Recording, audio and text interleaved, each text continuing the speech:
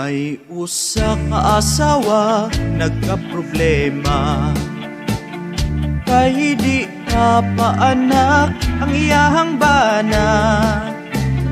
5 na katuig sukad sa ilang pagminyo, ang iyang bana wa pagyud hintoy nahimo. Kay ang iyang bana sa batan-on pa, magsigi ug saka sa mangga. Nabali ang sanga nga gitungtungan pastilan, maoy hinungdan na labtikan ang iyang bugan. Idala sa doktor ipakonsulta kung unsa ang sakit sa iyang bana. Matud pa sa doktor, Mrs. Pasensya pasaylua, ang junjun sa imong bana mipahuway na.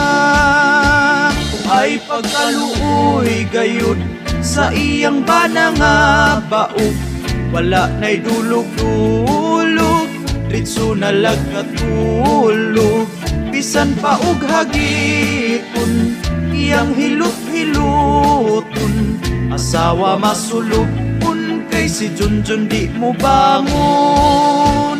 Ay pagkaluoy gayud sa iyang bana nga baog, wala na'y dulog-dulog, ritso na lagkatulog.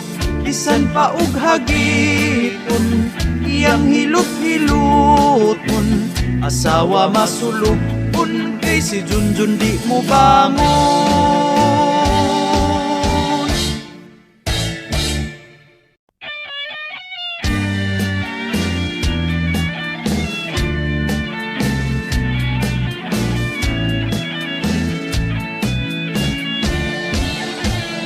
May usa ka asawa nagkaproblema, kay di ka paanak ang iyahang bana.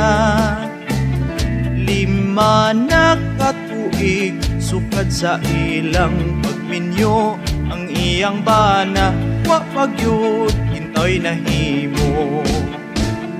Kay ang iyang bana sa batan-on pa, magsigi ug saka sa mangga. Nabali ang sanga nga gitungtungan pastilan, maoy hinungdan na labtikan ang iyang bugan. Idala sa doktor ipakonsulta kung unsa ang sakit sa iyang bana.